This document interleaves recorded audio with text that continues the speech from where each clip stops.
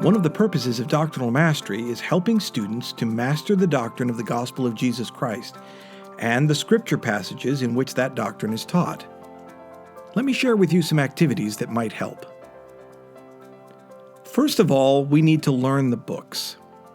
Hands down, the best way to do that is to use the primary children's songbook for Old Testament, New Testament, and Book of Mormon. To give you an idea of how easy it is, let me share with you my favorite version of the Books in the Book of Mormon song by a cappella group Primary Colors.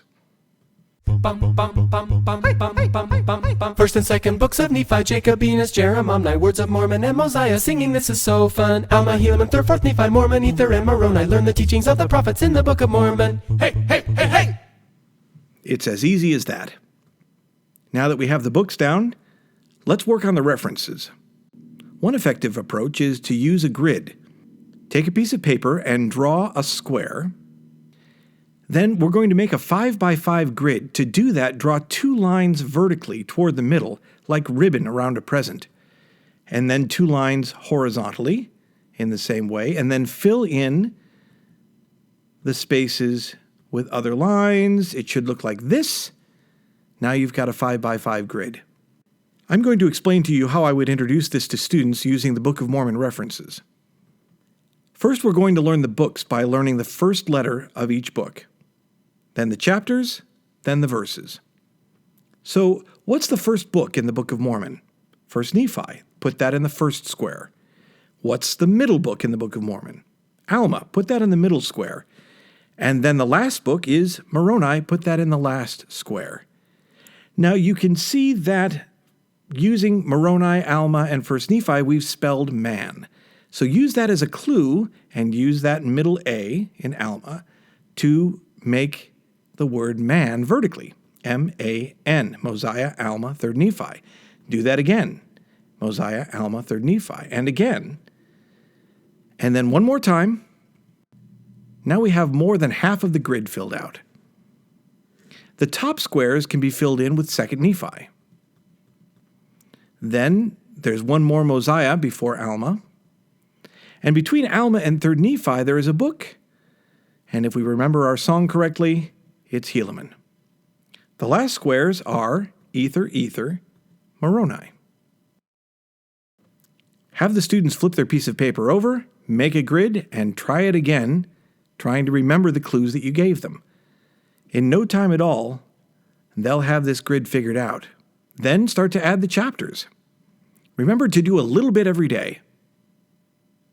So across the top, 3, 2, 2, 26, 28. Have them do the grid again, this time trying to include the chapters. We introduce them a little bit at a time. If they've got that, then the next row. The 2 2nd Nephis on that row are both 32. And then 2, 2, and 3, opposite of what we had on top. Sometimes there will be patterns and sometimes there won't. Have the kids look for them themselves. But even if you don't find any memorable patterns, this still works to help the students remember the references. Now you can start to introduce the verses whenever you're ready. Eventually, they're going to have the whole thing figured out. Now that you've got the references, let's move on to what the references mean. Let me introduce the cards.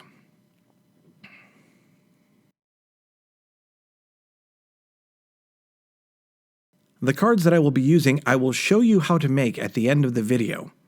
But even if you're not using these cards, you can make your own. Just make sure that they include the reference on one side, and then the summary statement from the Doctrinal Mastery Reference Guide, as well as the key statement of doctrine from the Doctrinal Mastery Core document. Now, mine also include little icons that I've made that represent the doctrinal topics as well as a corresponding color. These cards are double-sided business cards. And if you can get a big enough group together, they're very cost-effective to make. Again, the instructions for how to do this, as well as a location of the files that you can use, are found at the end of the video. Whichever card you use, flashcards is a great way to start. Start with just a few cards, and then you can add to them as the students get more confident. One student will read the summary statement or the key statement of doctrine, or both, from the back of the card, And then the other student will try to guess. Now, if the student doesn't know the reference, that's okay. Have them guess with even a partial. Can they remember the book or verses or chapters or even the topic? Then show the reference. Remember, this is about learning the reference, so the visual is important, but also have both students read the reference out loud. This will really help them to remember. As students get more confident, you might want to add other games, such as Tic-Tac-Toe. We'll use the reference side of the card for X's and the summary side of the card for O's. Get a piece of paper, divide the students into pairs, and choose a selection of cards. Make sure that each student has the same cards. Draw a tic-tac-toe board. Remember, to win, you need 3 in a row, horizontally, vertically, or diagonal. The teacher gives a clue. The first student to get the correct card on the board becomes player 1 and the X's. They will keep their cards reference side up. If student 1 continues to get the correct card on the board, the game's going to be over quickly. In which case, start again, or maybe divide up the pairs again. Now, if the other student also gets the correct card on the board, then they would flip their card so that they would be the O's. This continues until one player has gotten 3 in a row, or the players have tied, in which case reset the board and go again. Fishers of the Scriptures. For this, divide students into groups of 2 or 3 and have just one set of cards, could be a selected amount or all 25, and mix them into a pool. Each card is the fish. The teacher gives the clue. The first student to put their hand on the correct card catches that fish, and they get to reel him in. The player with the most at the end wins. Stump the Chump. In this game, the teacher will play against the class. The students roll the die, and whatever number comes up, that's how many words in a row they can read from the back of a card, and the teacher will try to guess the correct card. If the teacher does not, then the students get a point. If the teacher does, then the teacher gets a point. This can also be played between students. Now, if the die is rolled at a 1 or a 2, then the word that's given has to be a key word. Words such as of and the and are not appropriate clues. It has to be some key feature of the scripture. In this example, it might be something like perfectly, children, loves, alike, or all. If you don't have a die, there are apps for your mobile device. Now, if you're a student watching this and you would like to see about getting these Doctrinal Mastery cards, then talk to your teacher. If you're a teacher, talk to your seminary coordinator. If you're a seminary coordinator, talk to your area director, because we're going to need the whole area to make this work. The first thing to do is look at the links below and choose the file folder that contains the card files that you will need for the appropriate seminary curriculum year. Then go to this website. It's the cheapest and best source that I've found. While you're there, create a login, and then click on Cheap Business Cards. That will take you to this. Make sure that your settings are the same as my settings, with the exception of quantity. To give you an idea of how important quantity is, if you were to only order, say, 500 of each of the 25 cards, the cost with shipping would be $1.30 per set. That's quite expensive. If, on the other hand, I ordered what we do in the U.S. Midwest area, 7,500 cards of each of the 25 cards, then with shipping, the total cost ends up being about 30 cents per set. That's half the price of what the Scripture Mastery cards from the distribution center used to be. That's why you need the whole area involved. Also, make sure to check the UV option that it's set to gloss on both sides of the cards. Then click Add to Cart, and you're ready to upload the artwork.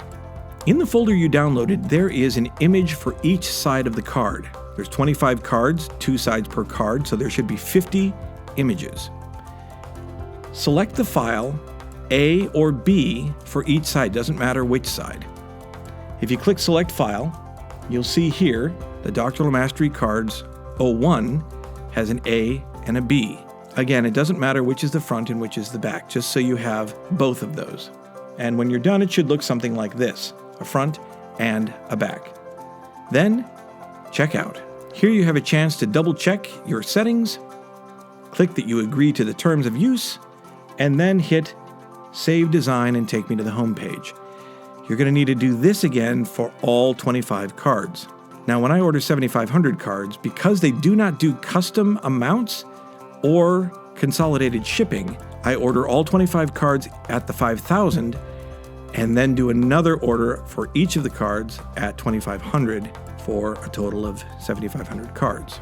Remember that they do not do collating, so when the cards arrive, you will have however many of each card. To divide them amongst the various coordinators, I'm going to recommend you use a scale and weigh out piles in 100 and 200. For your teachers and students, have them help create sets by laying out the piles and having everybody take one from each pile. If you like the little bag that I had my cards in, they're very inexpensive, and I've included a link in the description of the video. Please, if you have any questions or you need some help and you're a full-time employee, feel free to contact me in the U.S. Midwest area. Otherwise, leave me a question in the comments below and I'll try to help you. My hope is that these resources will help you to help your students to better learn and understand the doctrines of the gospel.